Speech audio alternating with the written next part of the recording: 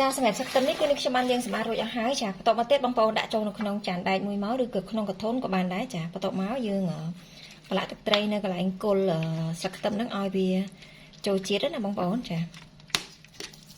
បងប្អូនដាក់មកល្មម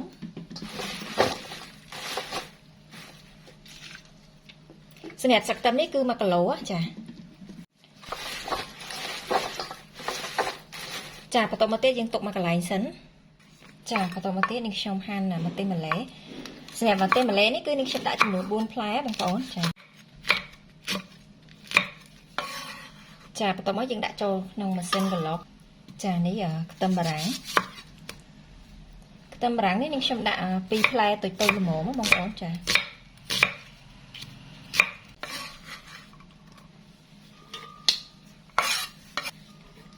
ចានេះផ្លែសេរីបងប្អូន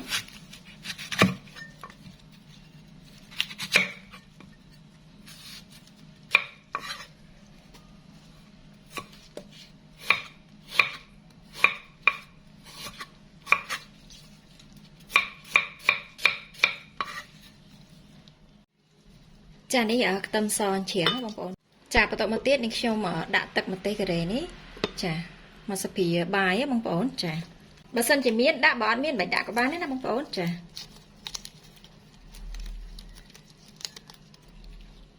ាបន្តមកនេះខ្ញុំដាក់ទឹកបន្តិច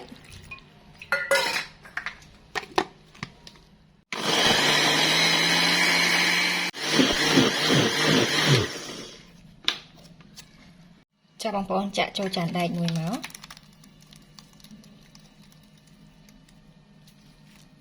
ចាបន្តមកទៀតបងប្អូនយកទឹកត្រីដែលយើងចាក់ចូលនឹងដើមខ្ទឹមហ្នឹងយើងចាក់ចូលក្នុងហ្នឹងមកចាបន្តមកទៀតដាក់ម្សៅម្ទេសការ៉េ2ស្លាបព្រាបាយមកបងប្អូនចាទឹកស៊ីអ៊ីវបន្តិចចាប៊ីចេងបន្តិចចង់ដាក់ក៏បានអត់ក៏បានសម្រាប់ប៊ីចេងស្ករបងប្អូនប្រើជាទឹកស្ករក៏បានដែរណាចានៅពេលដែលយើងដាក់បងប្អូនអាចភ្លក់មើលបានដាក់តាមចំណង់ចំណូលចិត្តចាចូលចិត្តរសជាតិបែបណាបងប្អូនដាក់បែបហ្នឹងចានេះខ្ញុំបន្ថែមម្សៅស៊ុបរ៉ូឌីបន្តិចចានេះល្ងលីងបងប្អូនចាបងប្អូនយកទៅលាងទឹកហើយលីងដើម្បីឲ្យមានក្លិនឈ្ងុយចាបន្ទាប់មកយើងធ្វើការលាយឲ្យសព្វមករសជាតិនេះបងប្អូនអាចភ្លក់មើលបាននៅពេលដែលយើងលាយសព្វចាអញ្ចឹងនេះខ្ញុំលាយប៉ុណ្ណឹងណាបងប្អូនចាបន្ទាប់មកនេះខ្ញុំភ្លក់មើលសិនសម្រាប់រសជាតិនេះគឺល្មមហ្មងចាអញ្ចឹងយើងលាយប៉ុណ្ណឹងបានណាបងប្អូនចាបន្ទាប់មកទៀតនេះខ្ញុំយកមកចាក់នៅលើដើមខ្ទឹមបងប្អូនចាបន្ទាប់មកយើងធ្វើការប្រឡាក់បងប្អូនប្រឡាក់គឺគល់សិនណាហើយចាំប្រឡាក់ស្លឹក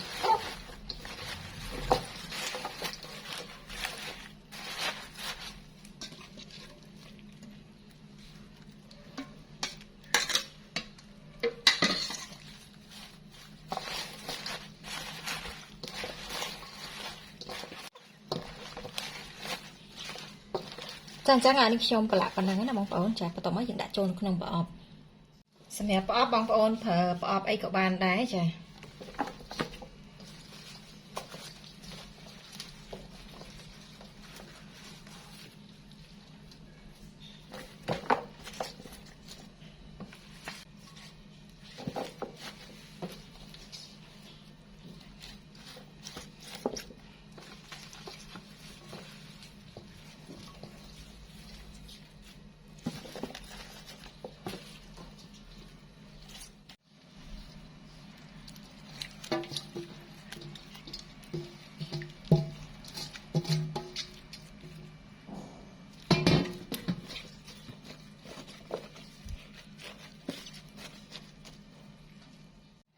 ចាបន្ទាប់មកយើងរោយល្ងពីលើតិចៗមកបងប្អូនល្ងនេះគឺល្ងលីងចា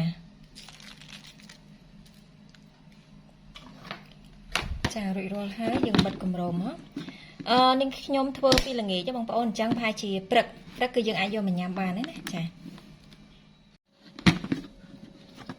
ចាសួស្តីបងប្អូនចានេះគីមជីស្លឹកខ្ទឹមដែលនេះខ្ញុំទុករយៈពេលមួយយប់ហ្នឹង